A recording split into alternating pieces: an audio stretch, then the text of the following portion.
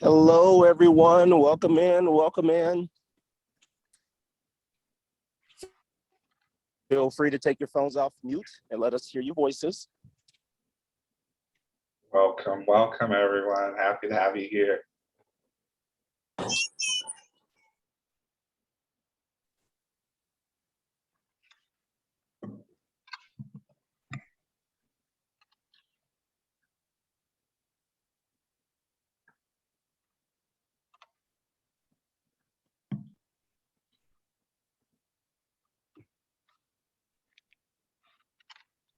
Got a full house tonight. Welcome, everyone.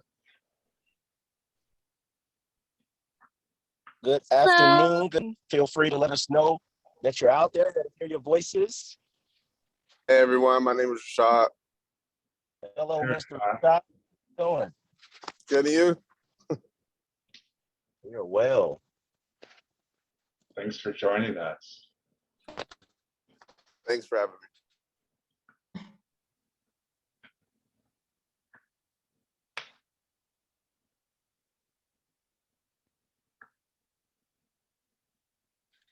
So to respect the time, because we are wing of everything, I want to go ahead and start off with, I think we've probably been doing this the last 5 weeks or so.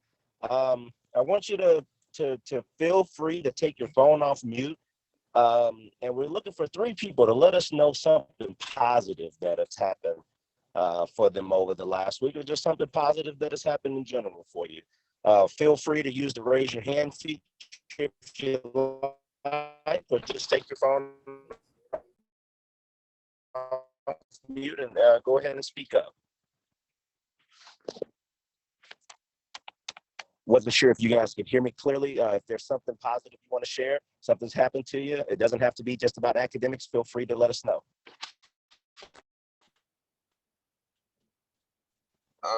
My name is Rashad once again. I would like to share that I was accepted to a minor program at my school, which required a specific GPA. It was called the Global Entrepreneur Experience, which is phenomenal for me to be accepted to, because I'm trying to be a researcher, developer, innovate technology. So this would help me be able to expand my technology globally. So this was a good thing that happened to me recently. That is awesome. Congratulations, Rashad. Thanks.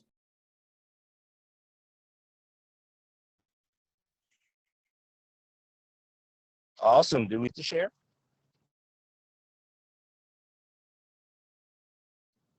Looking for 2 brave souls, something positive. I know something small and positive. Doesn't have to be something big. I can go ahead. Well, my parents just came back from Mexico and I haven't seen them in a really long time. And it was a fun time seeing them and seeing everything that they brought along with them. So yeah. Now that's really exciting. I'm so happy for you because I know how important that is. Thank you for sharing that with us and being vulnerable. Do we have one more person like to share? I see a few hands raised. Let's do one more. I can share. I am going to Europe starting Sunday. I'm going to visit 4 countries, so very excited about that. Yeah. Awesome. Was that you, Matita? Yes. Awesome. Okay, I just saw the hand raised. All right. Well, I'm not gonna hold up much of your time. Paul's gonna be leading you tonight, but you guys know our housekeeping rules. We love your energy. We want your questions. We want your feedback. Make sure at the end, just in case I forget, we are gonna have a survey that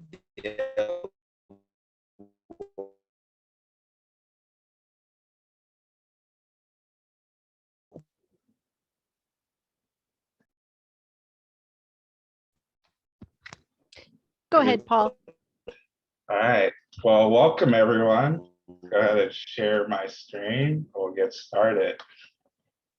So thank you all for joining us. We're super excited to have you here.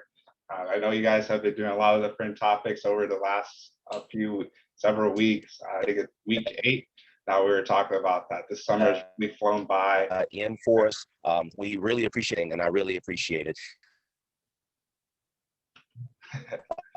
So without further ado, we're going to turn it over. Paul, are you able to hear me? You were cutting it out. Yeah, we're moving on, Brian, but thank you, sir. No worries, guys. I know we've all experienced this at this COVID world with technology. So we'll roll with it. We'll keep it going. We'll keep it fun. We'll keep it light. Thanks all for joining us. So everyone can see my screen, right? Awesome.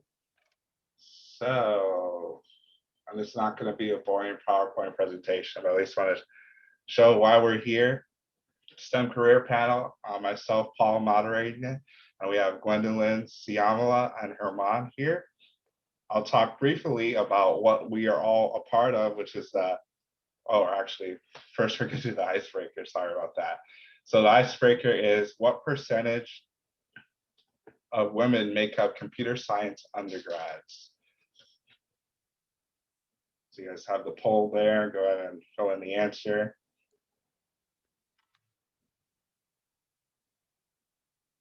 Get things going.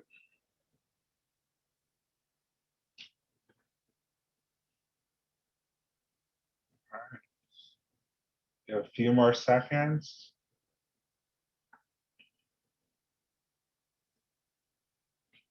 All right. Looks like 18% won. You guys are STEM students and you're smart.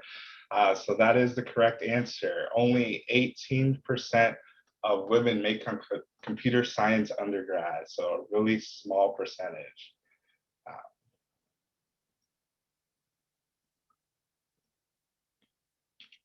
right, there you go.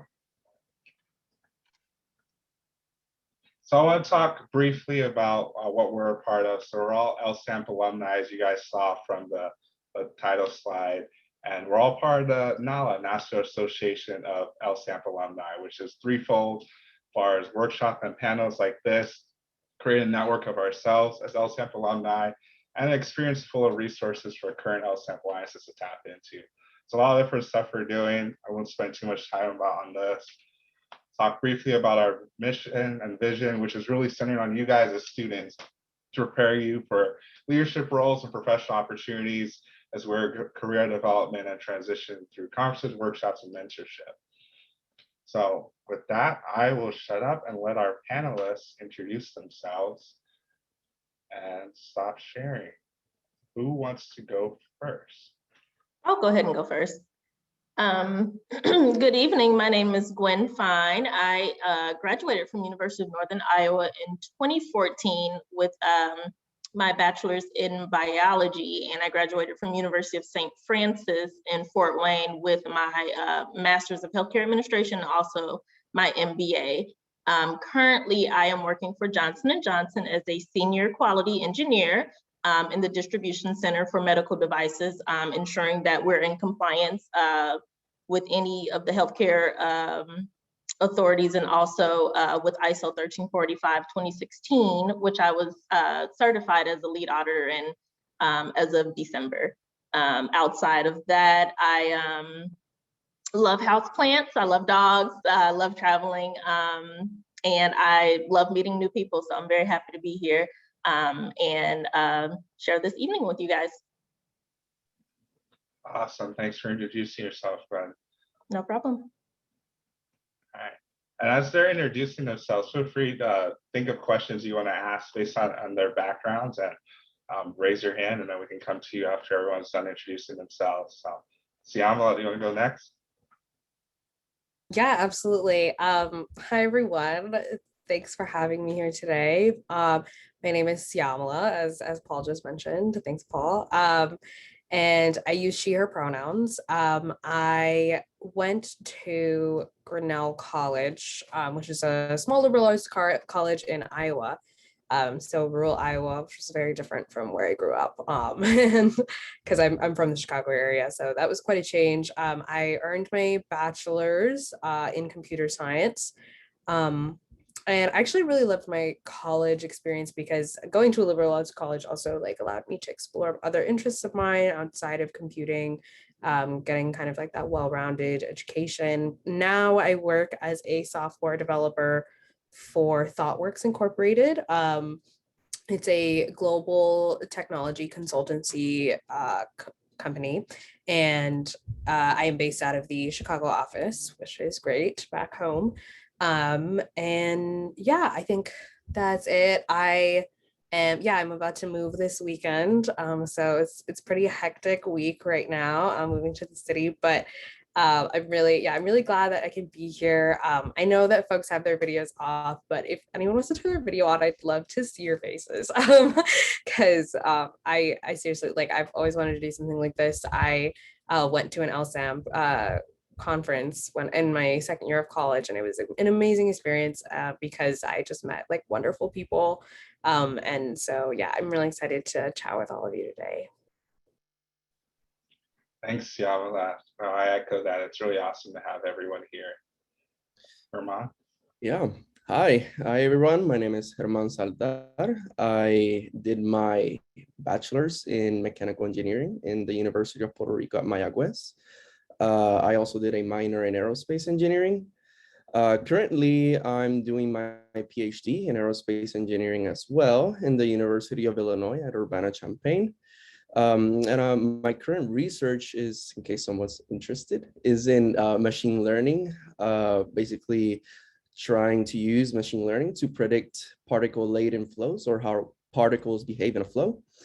And yeah, I like plants as well and chess, and I watch a lot of series. Very happy to be here.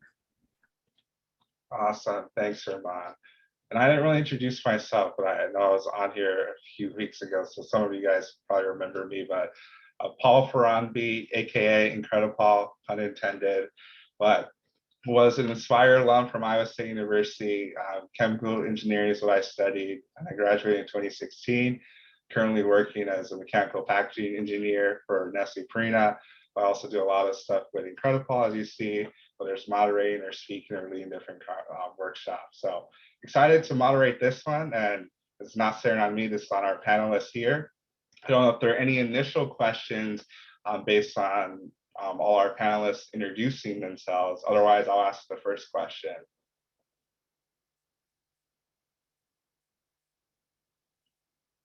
All right, I'll go ahead and ask the first question. I think this is good to know, especially when you're an undergrad. You don't always necessarily know what the future looks like and what path it takes to get there. So I think this is probably good for all of you guys to answer this one, as far as what steps do you take to get to where you are? Did you always, and a follow-up to that, did you know that you wanted to do what you're doing currently? I'll go ahead and go first. No, I never thought I would be a senior quality engineer. I originally wanted to be a doctor. So things happen, but I think really getting the exposure when I was an undergrad to John Deere, I worked in the part-time student program in the industrial hygienist department. So getting that exposure is what really got me interested in quality. And really regulations, but also having that laboratory background, which is very regulated and very SOP oriented. I think that is what helped me to get where I am now, as far as building a quality management system and ensuring that regulations are met. I think all of my background from education and work experience shaped up for me to receive the offer that I got from J&J, and I've only been there for 4 weeks. So this is a new journey for me. Awesome, thanks for sharing that. Absolutely. Yeah, I can jump in because I also just started at my job just about a month ago, which is funny. I'm actually just finishing up training like just this week also, so lots of transitions this week. But yeah, same as Gwen, I had no idea what I wanted to do when I was younger. In fact, I still don't really know what I want to do, if that's like a valid answer, because the fact of the matter is that I feel like career options will always be changing, like your interests will always keep changing. and honestly, like, I even didn't like computer science at first. I was like, I want to stop this, but I kept doing it anyway. And now here I am, and I have a nice job. So I must have done something right. But it's okay to not have all the answers, basically my thesis. Very true. It's very hard to know what the future looks like, but you persevered, and that's good to see where you ended up. Herman? Well, for me, I kind of resonate with what Gwendolyn said. You just gotta kind of take every opportunity that you can and kind of explore your areas. Where I started by doing research in my home institution, and then I went on to do a co-op in GE Aviation. After that, also did an internship with them.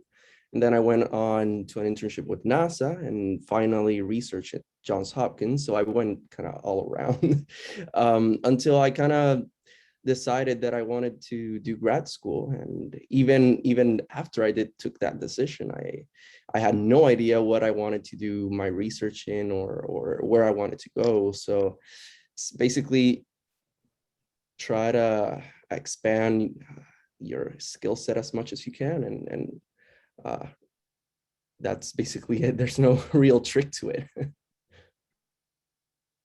Awesome. No, I definitely echo what all the panelists are saying. You asked me 5 years ago, where do you see yourself? I would not have answered at Nestle Purina working as a mechanical factory engineer, but I'm loving it right now. And some steps I took going from General Mills to being a continuous improvement with Nestle Purina before I'm doing right now. So definitely, like Symala said, it's okay not to know what you want to do. It's really a part of the journey. I think it's really key to take those opportunities like Gwen and Herman were saying, and let the opportunities guide you, whether or not you find out what you want, or maybe sometimes you find out what you don't want and they steer you where you want to go. But I know someone has to have a question. So I might have to leave it at an awkward silence until someone asks a question or put something in the Q&A. But any questions so far? Yeah, I actually have a question for Herman on just how difficult was it to land an internship at NASA? Difficult. I tried for, let's see, well, I started in my first year trying to get into NASA, actually, which is probably not very realistic of me, but I gave it a shot. But I think as far as getting into NASA goes, you just got to keep trying. You just got to reach out to people directly.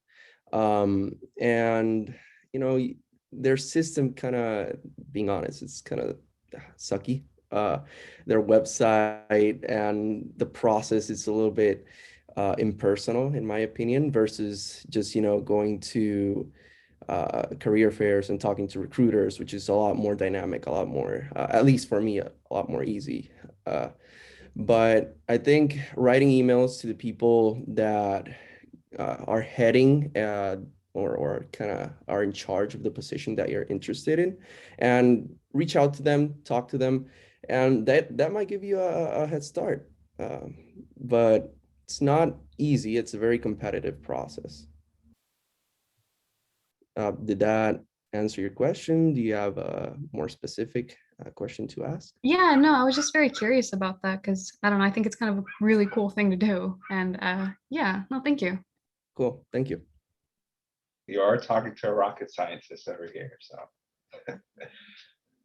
All right. Hey, Paul, on that, I will add, if you guys can hear me better now. Yeah. I will add that we do have a number of our LSAMP alum that have made it into NASA. So if that in itself is a particular item you guys would like to learn more about, maybe we can bring that group together to learn their different experiences.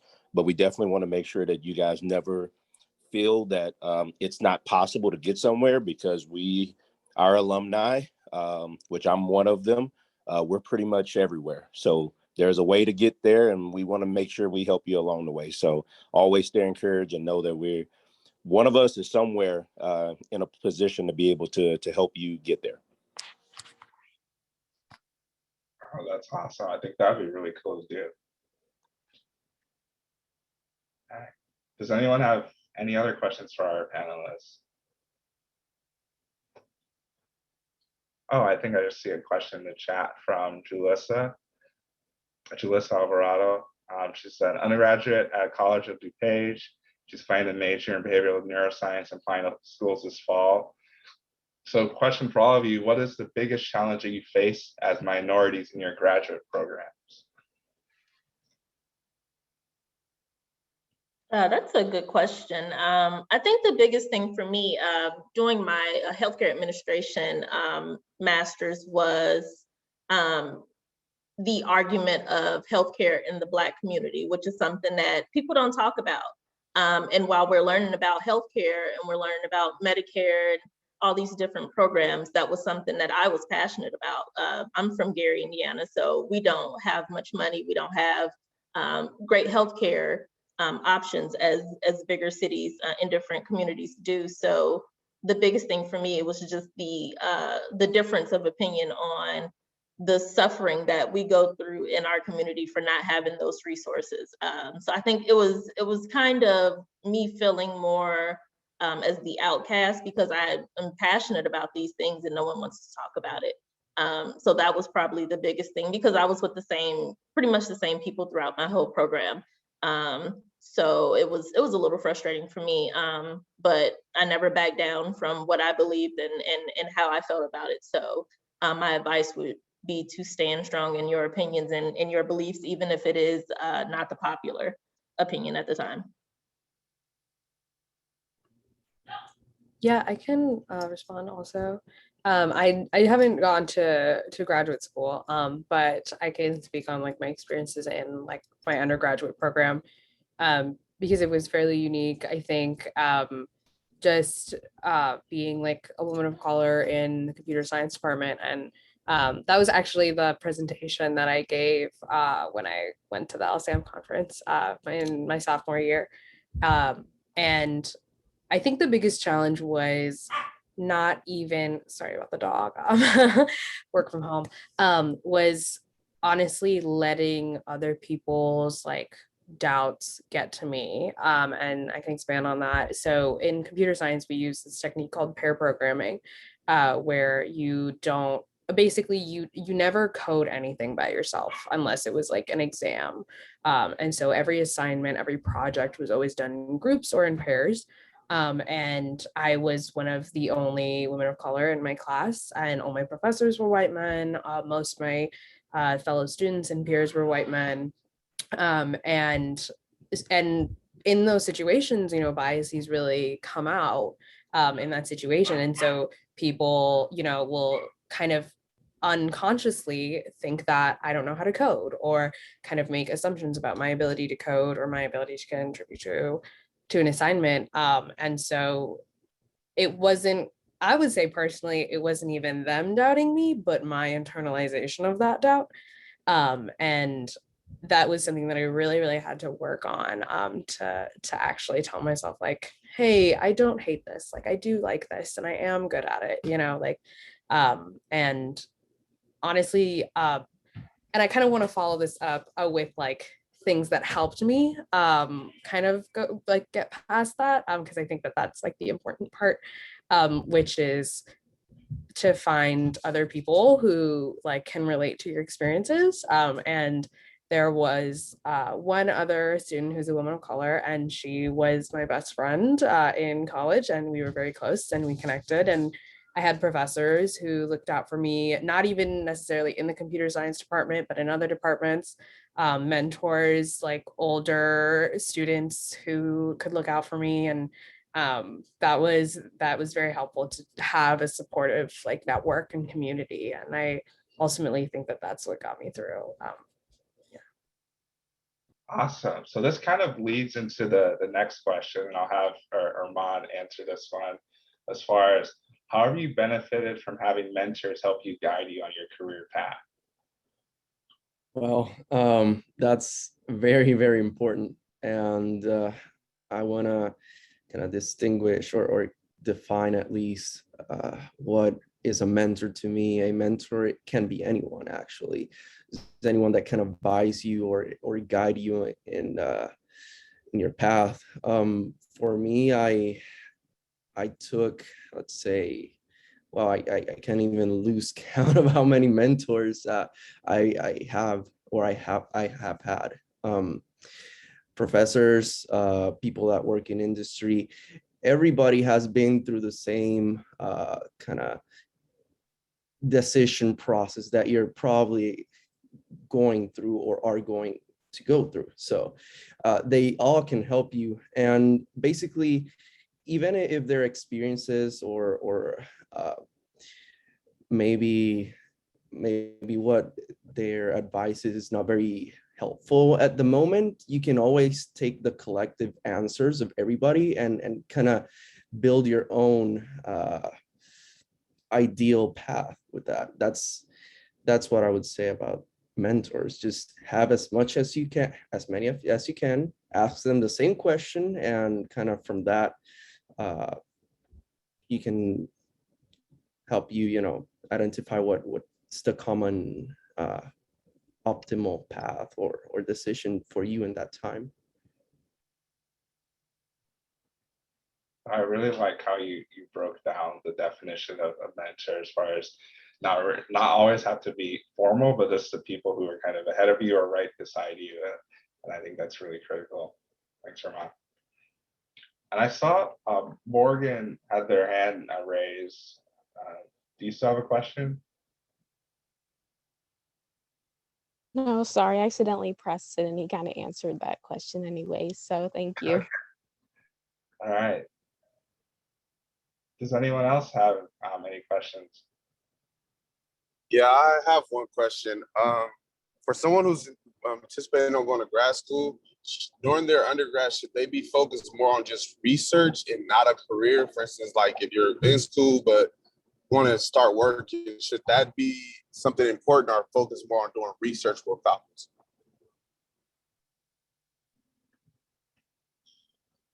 Gwen, do you want to answer that one, or Herman? Yeah, I think it really just depends on the path that you want to take.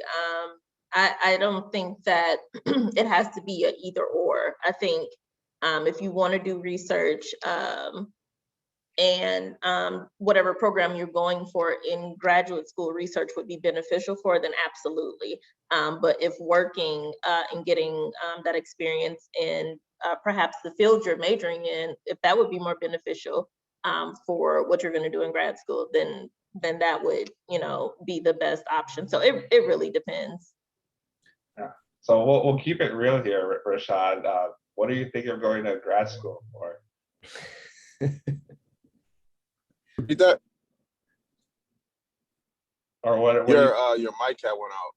Oh, what do you think of going to grad school as far as studying grad school? Well, AMO physics, that's what I want to study while I'm at grad school. I'm working on specific little projects right now, like one is destabilizing covalent bonds of greenhouse gases using precision lasers to help with climate change and things like that. So I have a few projects that I'm working on. So I don't know, should I focus on that area or focus on trying to get employment? Because some of the things that I want to work on hasn't been developed. I was thinking maybe that's more of the research area. Don't focus on employment, because this is the stuff I'm trying to do is new research. Herman, yeah, go ahead. Yeah, I would say do both if you can. Why? Well, keep in mind, if you're thinking of going to grad school, I don't know if you're thinking master's or PhD, but it's either 2 years or 5 to 6 years of doing research. So if you start doing research now, which is good, it's a good thing, because you'll gain experience and you'll go with some kind of advantage into the grad school. But right now you're doing research and that's great, but keep in mind that you also want to, well, I don't know what your future's plan are, but you want to keep in mind that if you decide after you do your PhD or your master's that you want to go into industry, it'd be nice to have contacts inside the industry. It'd be nice that you might have some extra skill sets that you get in the industry as well, because well, it's a big difference from doing research and actually going into doing large scale work or something of the sorts. So there's benefits from doing both, I'd say. And somewhere in the middle, I think lies the best way to approach this, I think. Yeah, no, I definitely agree with you there, Armand. I think if you can do both, do both. Like we said it earlier, as far as different opportunities coming along, there might be something you see in your research in undergrad that you really love, and that might change your focus to what you want to do in grad school. Or even if you're working, just from personal experience, I did a research all 4 years in undergrad. I didn't go to grad school, and I would say not yet, so I haven't given up on that. But I think the more you do, the more opportunities you create for yourself. So if you can do it, do it. Don't stress yourself, obviously, but don't be afraid to do both if you can. Thank you. Yeah. All right, who else has a question?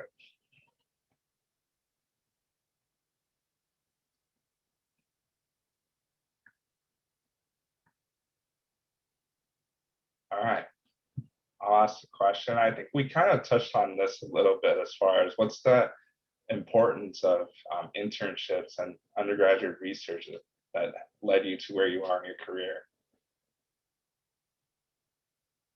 Well, as I mentioned before, oh, sorry, go ahead. Sorry, no, you could go ahead. Okay. As I mentioned before, John Deere wasn't necessarily an internship, but they had a program called the Part-Time Student Program, which was working in Waterloo. You had to be a student at the university and certain GPA and everything like that. But I think that exposure really like shaped the corporate exposure for me, shaped the quality and regulation exposure for me. So I think that played a pivotal role. It's been years and I still talk about John Deere. And I still keep in contact with the people that I worked with there as well. So it's networking. Those people are doing great things in their career. You know, I'm sharing my news about my career, and that's something that we've had this since we worked at John Deere. So it's very pivotal in shaping what you'll do, who you'll do it with, and the people that could possibly help you get there. Powerful. Networking is definitely key. Symala? Sure, yeah. I'm so sorry for interrupting. Yeah, this is actually a topic that I'm pretty passionate about, just because I think that there are lots of misconceptions around like the importance of internships, or even how to get an internship or research opportunities. And I think that a lot of the times, like students feel kind of almost pressured to kind of like shoot for like big name internships, you know, like, and I was in computer science, and lots of my peers really wanted to do internships at Facebook or Google or Amazon and things like that. And I really had to like sit back and think about what I personally, like as an individual, am interested in, and like the kind of work that I wanted to do long term. And also at the same time, I think internships can be very helpful in the sense that they can show you what you don't want. And I actually did an internship with Slate magazine. They're a political magazine, and I worked with their software dev team. It was a very, very small team. It was just like maybe 10 people. And honestly, I didn't really like it. And it was just like, I didn't get to work with people often. I mostly just worked on a project by myself. I gained a lot of I improved my technical skill set, which is like the one thing that I feel like I really got out of it.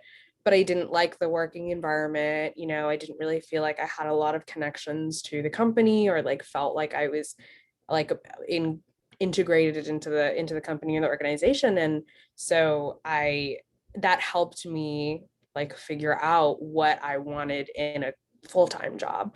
and like the kind of company that I wanted to work for, and the kind of mission that I wanted the company to have, the kind of values that I wanted to align myself with for my work.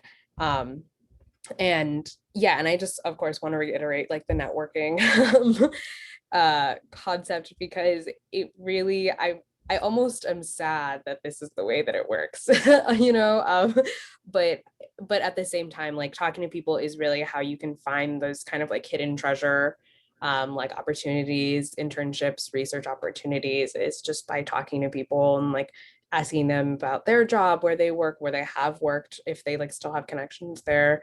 Talk to your professors. I was just close with one of my professors who offered me like the opportunity to do research. He was just like, oh, you should apply, because just do it. And I was like, oh, I wouldn't have done that if he actually didn't tell me. And then I ended up doing it, and it was great. And I learned a lot from that too. So yeah, I think it doesn't have to be like your dream internship, you know, like I know we were talking about NASA and stuff too. And like sometimes having those smaller internships, you know, you could find something that you really love that you didn't expect, or vice versa, of like finding something that you really hate and you're like, okay, well, on to the next thing, you know. So I just wanted to say that, because I think that that's something that someone told me a long time ago that ended up being really, really valuable.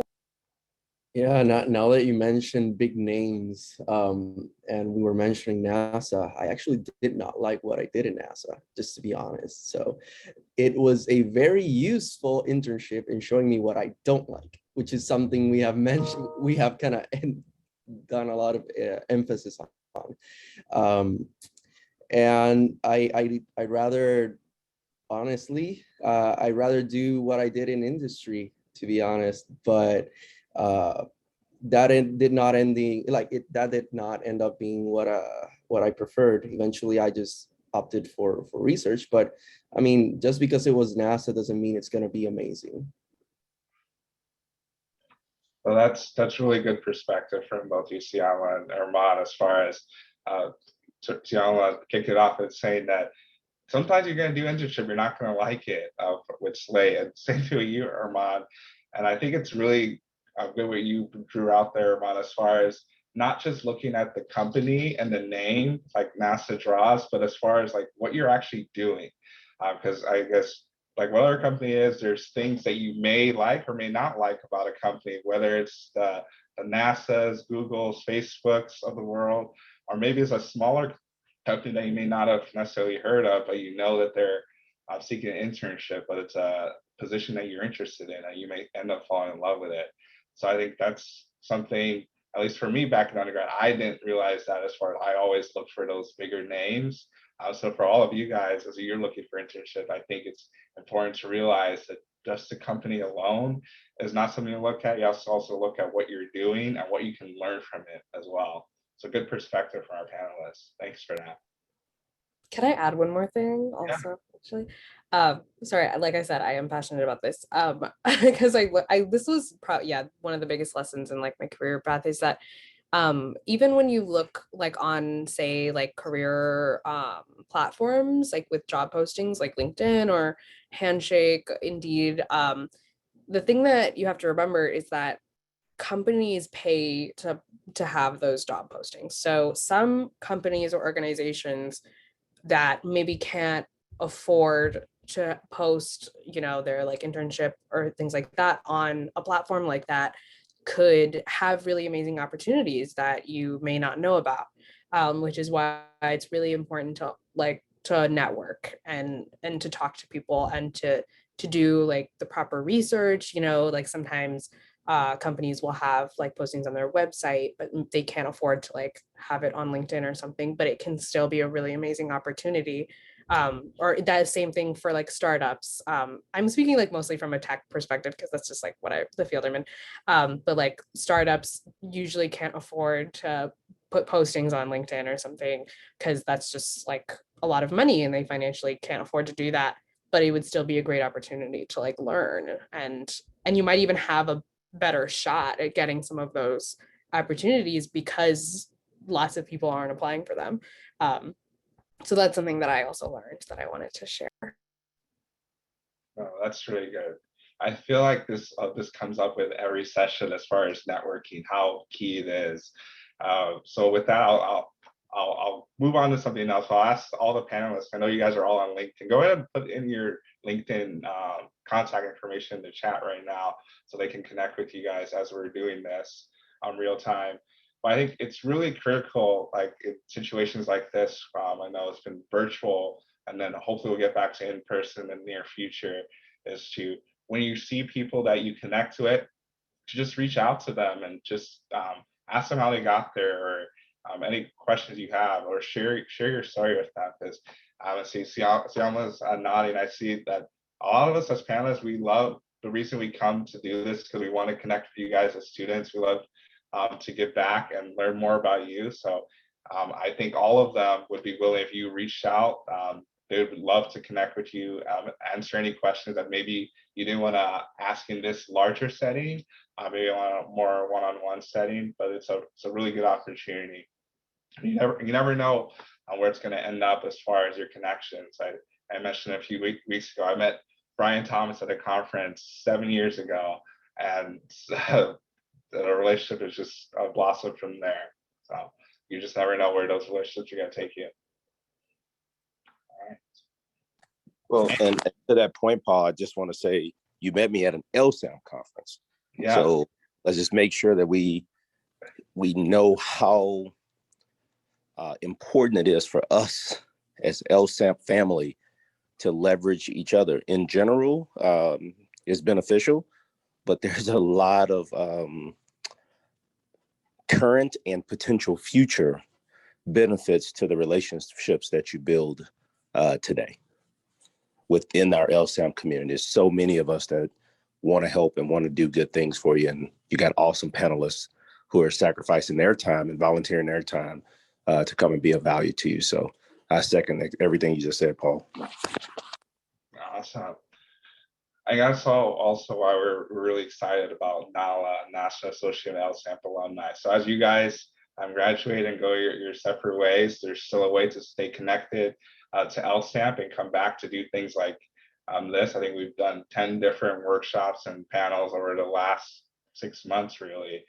So it's a good opportunity to stay connected, meet fellow LSAMP alumni, see what we're doing, and we're really spread out across the nation. So it's exciting.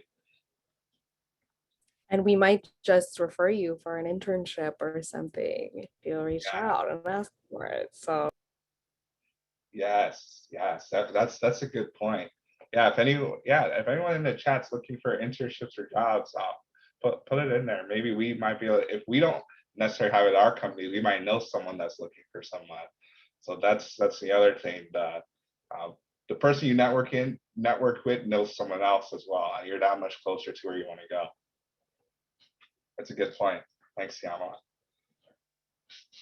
right. What other questions? I know there's more questions out there. Either put them in the Q&A or feel free to take yourself off mute.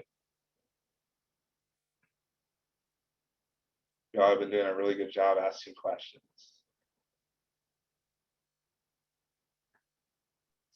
I guess I have a question.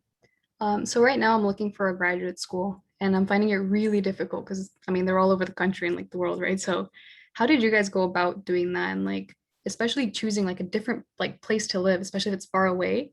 I don't know, how did you guys go about doing that? Well, I knew I was moving back to Indiana, so that was easier for me. I was very close to Fort Wayne, and I was looking for a program that was online in healthcare administration, so it just worked out that way for me. And I knew a couple people that went there for undergrad, and they loved the school as well, so it just worked out that way. In my case, I had to move from Puerto Rico, so it was a longer decision process and complicated. So I guess it depends on what's important to you specifically. In my case, I would argue that for most people, the top two most important things are either, or should be, either your research advisor, like how good of a mentor is he, Does his personality match with yours? And the research that he does, obviously, and then the institution's standing nationwide ranking. That's what the top 3 things that I took into account. And it's difficult because there's so many options. Like you said, it's very difficult to narrow it down, but I would try to meet the professors that you're interested in, go into the web pages and kind of look through the areas that you think you'd like to do research on, and connect with them and see what projects they have, talk to them, ask about their mentoring style, contact the grad students, because the professor might seem nice, but maybe the grad students would say something different. Who knows? And I would say also look at the opportunities that the university offers. For instance, when I narrowed it down to my top 2 choices, it was UIUC, which I'm at right now, or Johns Hopkins. And for me, it was a very tough decision because I would have been advised by one of the top professors in my field, and I really, really, really wanted to work with him. I really, really wanted to work with him. But then I thought, okay, let's say I want to be useful and work with him and work with the likes of him in the future. If I do research with him and my PhD with him, I'll know everything he knows. And which means I won't really be able to teach him anything or help him with anything. So I chose to come to UIUC and maybe do my PhD with a lesser known professor, but he's doing something novel, which can pair up very nicely with the people that I want to work in the future. So that's something I took into account when deciding where I wanted to go, which is something you can do as well. There isn't a very absolute answer, but what's important to you, and probably those 3 things I would say are the best criteria to kind of select your university. Really good perspective from Gwendolyn and Herman as far as choosing a grad school. And it's perfect because I know next week there's going to be a grad school panel. I think Dr. Cami Valdez is the moderator, and we have more NALA alumni for that. So you guys will get to go deeper in there. I do want to come back to Jalissa's question. She was asking, what do you think you're most proud of at this point of your career?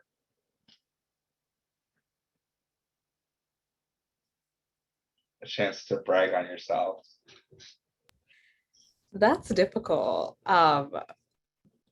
Yeah, dang. That's a really hard question, but that's a really good question. Maybe this is kind of lame, but honestly, I think I'm most proud of the fact that I made it this far. The fact that I survived, and that sounds very bleak, but let me tell you, being in the position that you all are in right now, being a student, being in college, you're all in college, right? They're all in college. Yes. Okay. Yeah. Being in college, and especially with the pandemic and everything, because I graduated also this past year, literally 2020. And it's like, you really have to take the time to be proud of yourself every step of the way, because college was easily some of the hardest times of my life, just because of the sheer workload, and trying to figure out who you are, what you want to do, or even like not even that, but feeling pressured to do that, because the fact of the matter is you don't have to know, and in fact I still don't know. And I don't know, I kind of had to shake this like feeling of like I'm an imposter, like imposter syndrome. That was probably the thing that I'm most proud of in terms of overcoming my ability to think that, like, the fact that I felt like I didn't belong, and the fact that I was in college getting my degree in computer science and still feeling like I wasn't worthy of it, even though I was doing it.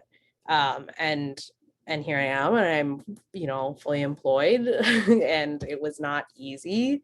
But I am very, very proud of the fact that I was just kind of able to overcome that self-doubt, you know, that we kind of all have in the back of our heads sometimes, especially in college. And everyone I've talked to, I feel like says a lot of the same things about college, you know, like they're just like, oh my God, that was so hard. Like, how did I do that? You know, and like, you won't experience something like that. Like, again, honestly, like working a job is not like going to college. And yeah, I think really taking the time to just say like, hey, I'm proud of myself for passing this class. I might have gotten a C in it, but that's okay. Like, I passed and good for me, you know, like, so that's what I think. I know that might be a hot take, but I don't know. No, I think that's good perspective, because it's funny you mentioned imposter syndrome, because I know at the beginning of June we talked about that, and it's really important that we realize that it's something that we all face, because the thing about imposter syndrome is that it tricks you into thinking that it's only you and no one else feels this way, but that's not true at all. I like what you said, Symala, as far as like you do belong, that you felt like you didn't belong, but you actually do belong there. I think it's important that you reach out and you create those networks, create those relationships with people around you, reach out to mentors, go to events like this. I think it's important to get plugged in and not do things by yourself. So I think that's a really good perspective. I think that is exactly what they're thinking. I know I feel that way with doing certain things in my job still, or even when I was in college. I something that I think back, like, how did I graduate? But it's real, but you can make it, you can do it. We all have felt like that at some point, so don't feel like you're the only one. And it's at that moment you want to reach out to people that you trust, or I'll volunteer to panelists, reach out to one of us, and just share your stories. And I think that is really helpful.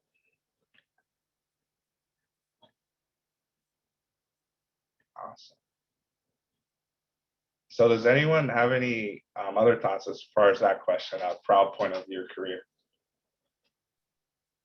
I just wanted to congratulate Symala, because I haven't been able to shake that imposter syndrome. It's so difficult. At least for me, maybe the thing that I'm most proud of would be either, I think it'd be, I had the opportunity to be receive a scholarship from a Nobel Prize laureate. I think that's the thing that I'm most proud of, or maybe having published 2 papers in undergrad, kind of halfway between that. But you know, even that, imposter syndrome is still there every single day. So it's great that people are able to fight it off. That is amazing, Herman. Thanks for sharing that. And yeah, imposter syndrome it's real. I don't think, and well, I'll just say, I don't think it's something that ever goes away. I think it's something that you manage and you learn to deal with it a little bit better. And there's certain situations that you get into, like when you're in new situations or you get into new jobs. So I can imagine between Gwendolyn and Symala, you guys just transitioned new jobs. It might rear its ugly head again there. So I don't think it's ever something that completely goes away, but I think it's really focusing on dealing with it the right ways, to have healthy ways, reaching out to people and not trying to do it on your own is key. Yeah. Gwen, do you have any accomplishments you want to share? Honestly, I'm pretty proud of getting this job with Johnson & Johnson. It's a pretty big deal. They are consolidating 4 of their medical device distribution centers and just opened up a new one here in Mooresville, Indiana.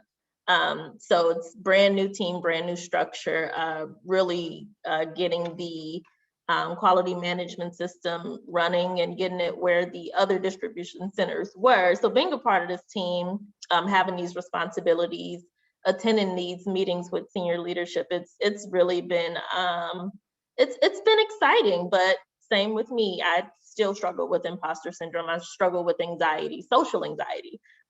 So just getting through those meetings and really feeling like, yeah, I can do this. I'm supposed to be here. They hired me for a reason. I'm going to come in, I'm going to do this work. I'm qualified. I am certified. I know what I'm doing. So really speaking those words to myself, and it's become a daily thing. But yeah, I'm so proud to be in this role. Like I said, it's only my 4th week. I still don't quite know what's going on, but I know enough. So I'm happy. I'm happy to have this opportunity. Very happy. Yeah, for sure. Well, congratulations to both of you guys for Thank you. transition into new roles. And I really like what you said and what you were doing as far as the self-talk, all the stuff that you say to yourself to get yourself through. I think it's really, really extremely critical what we say about ourselves, because what we're saying that could translate to our thoughts and our beliefs and our actions about ourselves. Absolutely. So we can control how we think about ourselves with starting about what we're saying. So I really like how you showcased that right there. That's Absolutely. awesome. I see another question in the chat. This is, I don't see a name, but it said they're currently applying to more internships and they're wondering what are tips for undergraduates applying to internships. Who wants to take that one? Sorry. Go ahead. Okay, sorry. I know these Zoom things can be it's so awkward. But honestly, yeah, I know we've been saying it, and we're gonna say it again, but it really, yeah, networking is how you're gonna get it. Unfortunately, I feel like, yeah, like definitely apply to as many internships as you can. You'll hear back from people, and the thing is that like you really got to be persistent with it. I remember I applied to probably hundreds of internships. I sent my resume to literally so many emails, and I probably heard back from like a solid like 10 or 20 of them, like 10 of them, and then I actually like moved forward in the process with like 1 or 2 of them, and so it's really about persistence, and talking to people on LinkedIn, I think is a really, really, really good way to like reach out to people. Also, literally just sending a message like, hey, I'm interested in your company. Like, do you have any like availabilities or like open internship opportunities, things like that. Talk to your professors.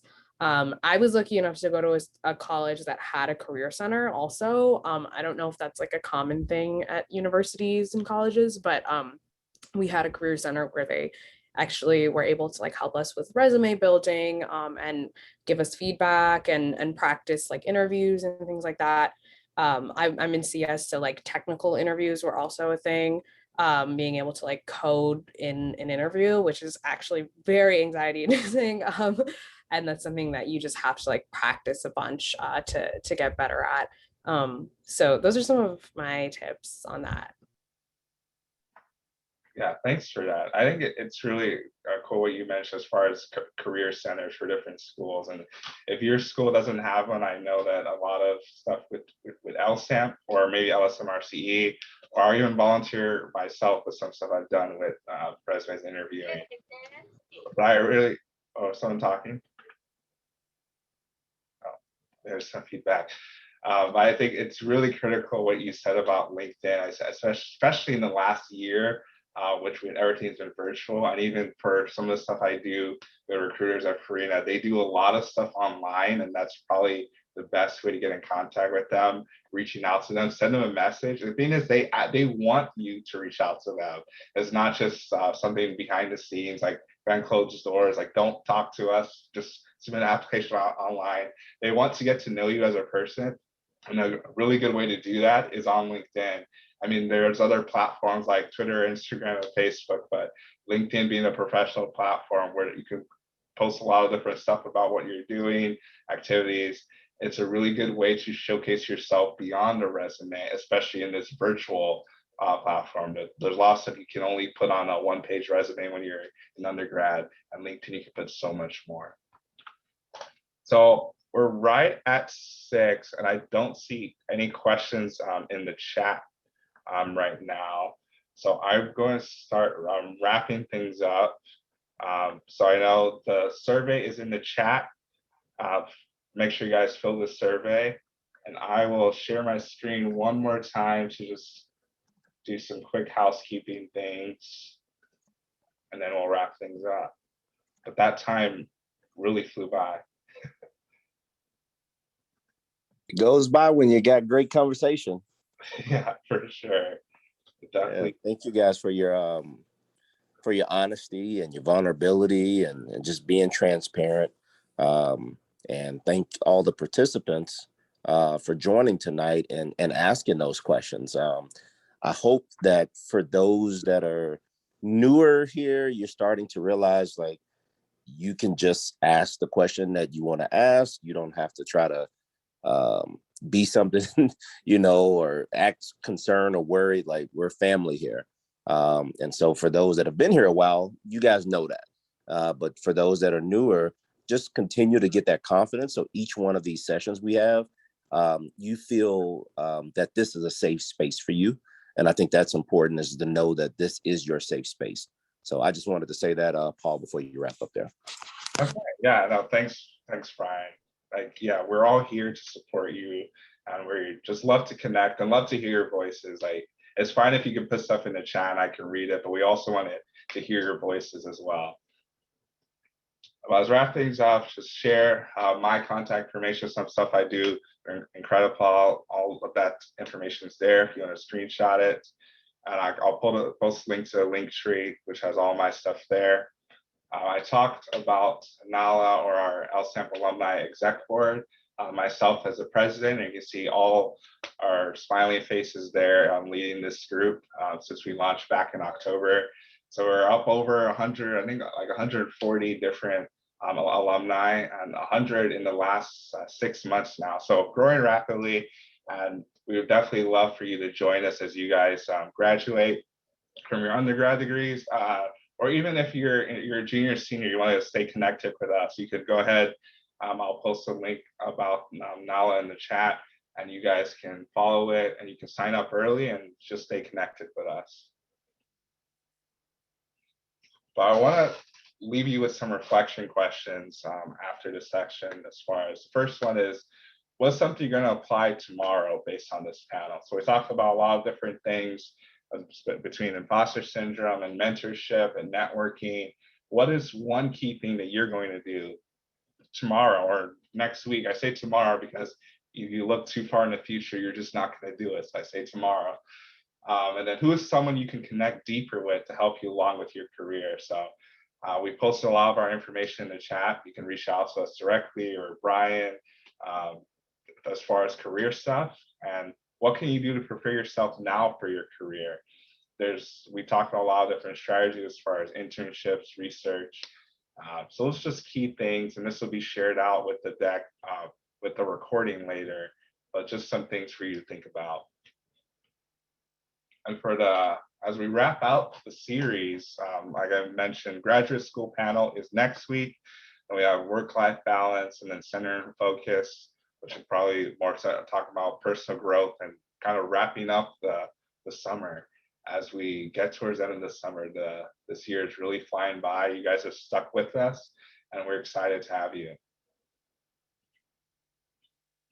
So with that, say thank you to our panelists. Thank you to all of you for joining us. It's been a pleasure to be here. Do any of our panelists want to say any final words? Yeah, thank you so much for having us.